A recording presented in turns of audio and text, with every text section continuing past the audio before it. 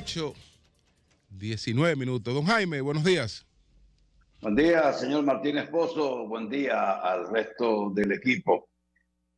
Un tema con el que quiero comenzar fue el que afectó a nuestro Pedro Jiménez, que conjuntamente con otros dos señores asistió a una reunión en la Procuraduría Fiscal, la Anticorrupción del Distrito Nacional, para conocer demandas contra una persona que supuestamente había amenazado.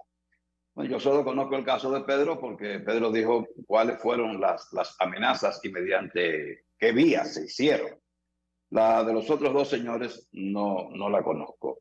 Y realmente por aquí nos identificamos con Pedro por esta denuncia que él había hecho y estos temores que no eran nada infundados, porque la persona con la que se estaba bregando es una persona de mucho cuidado.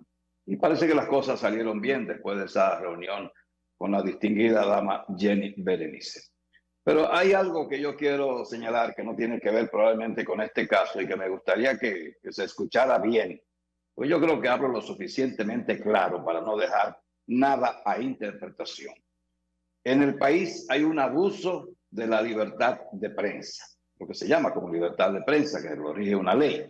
Digamos que hay un libertinaje, que ahora se multiplica con el tema de las redes, donde cualquiera dice lo que le da la gana de cualquiera. Y esto está más que probado, es evidente.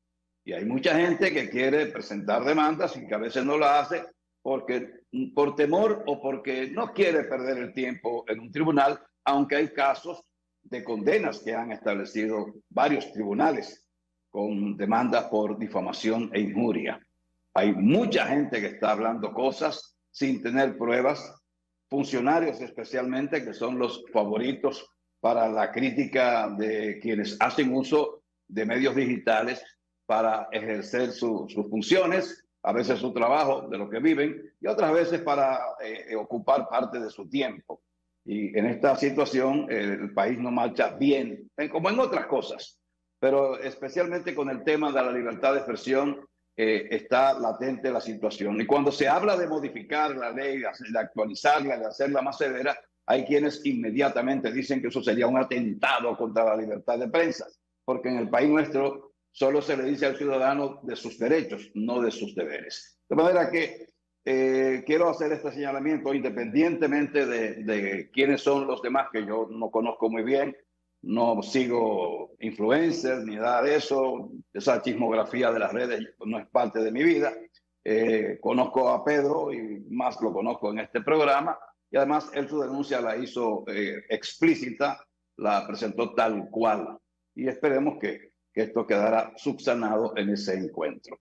La semana pasada se suicidó un ciudadano español en Santiago que tenía un negocio piramidal, que ya se ha hecho costumbre en el país, pero que este negocio operaba recibiendo, captando dinero para invertir en la bolsa de valores, o en bolsas de valores, pues no solo una, y probablemente pagar intereses que están por encima de lo que paga normalmente una entidad financiera debidamente regulada.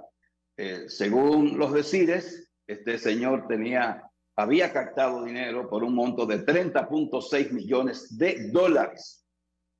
Y lo que quiero significar no es esto, porque es un hecho ya pasado y quienes tenían esas supuestas inversiones ahí la perdieron, porque no hay forma de recuperar ni un centavo. Lo primero es que no es un negocio regulado, por consiguiente no tiene ningún respaldo oficial para recuperar su dinero. Pero hay un sector de la población que se ve afectada casi siempre con este tipo de negocios, y son los médicos. ¿Por qué los médicos?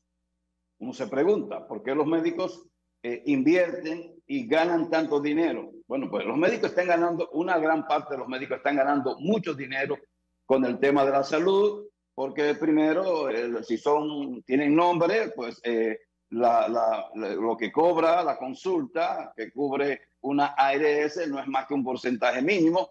Un médico conocido, por ejemplo en la capital, cobra 5.000 o 6.000 pesos por una consulta. y el seguro apenas paga 200 o 300 pesos.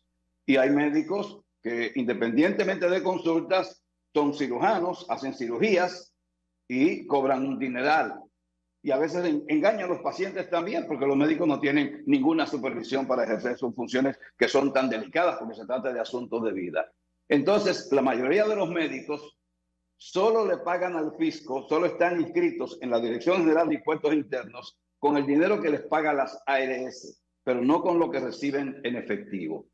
Se informó, se habló sobre esta muerte, que había un grupo de médicos de una clínica, por lo menos 8 médicos, uno de ellos le tenía depositado a ese caballero 2.5 millones de dólares. Los demás tenían 300 y 500 mil dólares.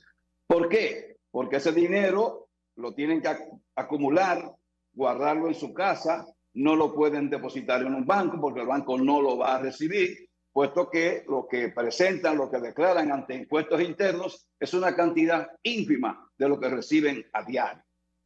Y por consiguiente, cuando usted tiene una cuenta en un banco, cual que sea, usted maneja un monto y el gerente sabe ese monto y sabe de dónde sale ese dinero. Usted no puede de repente aparecerse con 100 mil pesos todos los días porque no se lo va a aceptar el banco. Le van a pedir una revisión de dónde procede ese dinero.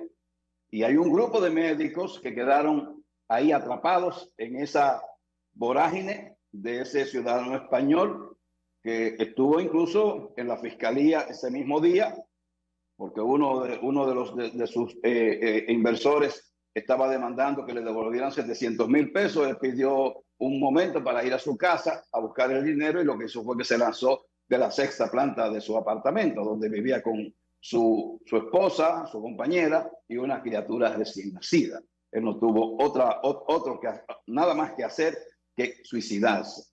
Y entonces estos médicos han perdido parte de sus ganancias, de su dinero, como consecuencia de no tener la posibilidad de invertirlo en los bancos, en las financieras reguladas, en las asociaciones de ahorros, en bancos hipotecarios, en fin, en todas las entidades financieras que están reguladas. Esa es la realidad. Entonces, otro tema para yo terminar por hoy es el de la Cámara de Cuentas. Yo no entiendo, Jaime Tomás no entiende el por qué los partidos grandes de oposición se niegan a aprobar en la Cámara de Diputados la resolución para declarar juicio político contra los integrantes de la Cámara de Cuentas. Tampoco entiendo por qué los 5 integrantes están corriendo el riesgo de que por alguna movida que se haga, alguna alianza que se haga, se aprobase esa resolución y vaya al Senado y el Senado decida sustituir la Cámara completa. Aparentemente, los partidos que tienen ahí, porque ahí hay 5 personas, hay 4 que fueron recomendados y están siendo respaldados por los partidos, excepto los del PRM. El de la sociedad civil, que es el santiaguero, ese está respaldado por la denominada sociedad civil, que incluso ha hecho gestiones ante el Senado para que cancelen a los otros 4 y a él lo escojan como presidente. Un cargo para el que él no da, no tiene la capacidad gerencial para ocupar la posición de presidente, ni siquiera de miembro. Es una excelente persona, es un abogado conocido en Santiago, pero no tiene la capacidad gerencial. Pero no entiendo el por qué los partidos de oposición no quieren cambiar esa Cámara de Cuentas. Tendrán sus razones y para suerte de ellos, la población no le importa lo que pase en la Cámara de Cuentas, la mayoría no sabe lo que es la Cámara de Cuentas y la población no va a juzgar a los partidos de oposición por esta situación de la Cámara de Cuentas.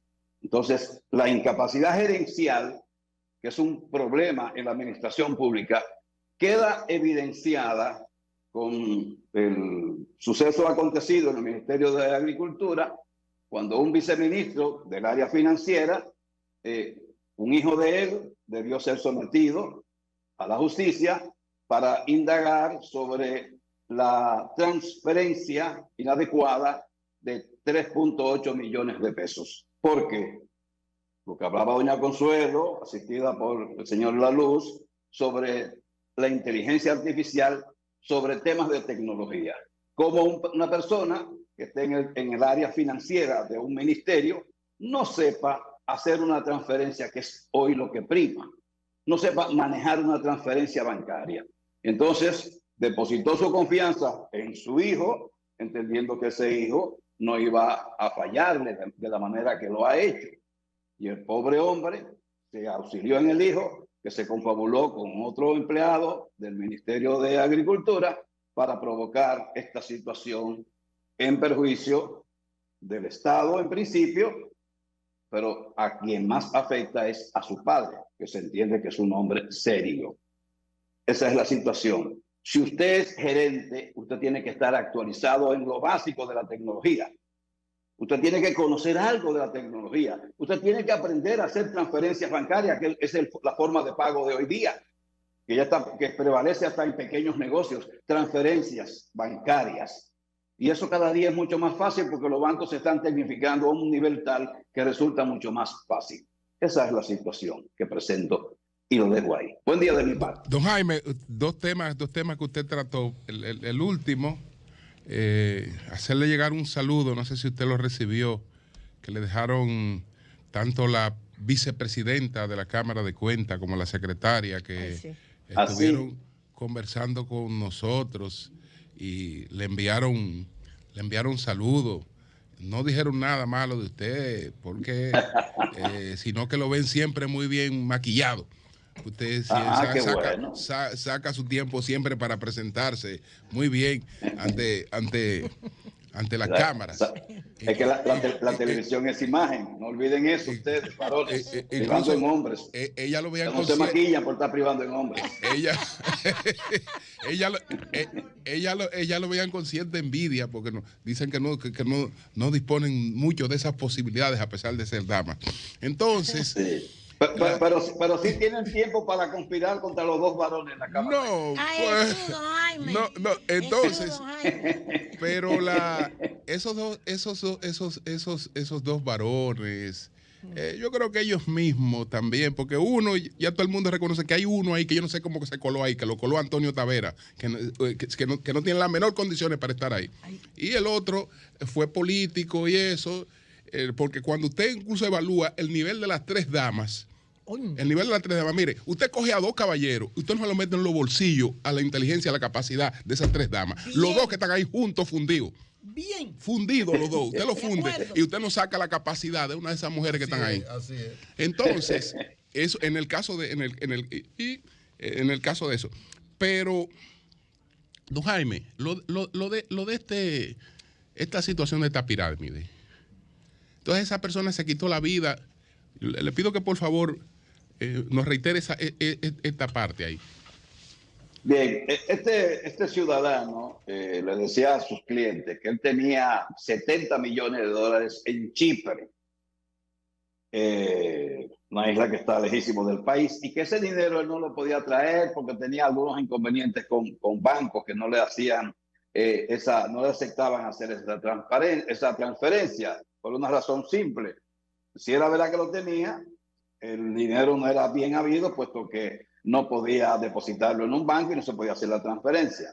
Entonces, yo no sé qué tiempo tenía ese ciudadano en el país, no tengo idea, no lo conocía, pero él sí tenía un negocio que aquí ya se conocía, porque aquí hay una persona que se llama William Genao, que manejaba un negocio de ese mismo tipo, manejaba depósitos para invertir en acciones en las bolsas de valores, pero pagaba unos intereses que no podía soportar, porque eso es lo que pasa con ese tipo de negocios. Yo te recibo a ti y te pago durante un tiempo religiosamente tus intereses, que son por encima de cualquier banco, pero por mucho, el doble de lo que pueda pagar un banco. Y yo lo coloco aquí porque yo no lo puedo depositar en un banco, porque yo no he demostrado ante impuestos internos que yo genero a diario 100 o 150 mil pesos. No lo puedo depositar en un banco, el banco no me lo va a aceptar. Entonces, esa persona funciona así. Yo te recibo a ti, te voy pagando, yo voy viviendo bien, porque el tipo vivía bien, le recibo al otro y con este le pago al otro, y así hasta que llega un momento que es insostenible toda esa burbuja y ese negocio se va a desmoronar como tal. El hombre se vio involucrado en compromisos de 30 millones de dólares, que no es paja de coco, y no tuvo otra que lanzarse de un sexto piso. Él estuvo fuera del país en esos días recientes durante un mes, pero al parecer el hecho de tener una dama muy elegante, de tener un hijo recién nacido, hizo que él volviera al país a sabiendas de que no podía enfrentar los problemas que tenía.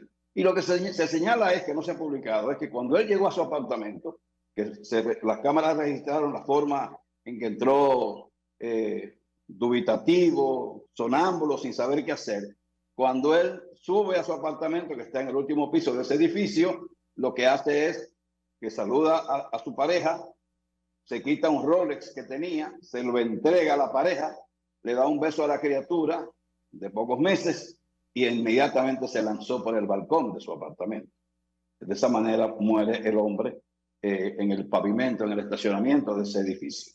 Esa es la situación. ¿Esta persona y quién era? La mayor parte de los afectados son galenos. Sí. ¿Y quién era esta persona, Jaime? ¿Cuál es la nacionalidad? Española. Yo no tengo el nombre, no registro el nombre aquí, lo tenía anotado, pero no lo encontré. El hombre era de nacionalidad española. Un hombre de apenas 43 años. Ay, Dios. Bueno, pues muchas gracias, don Jaime.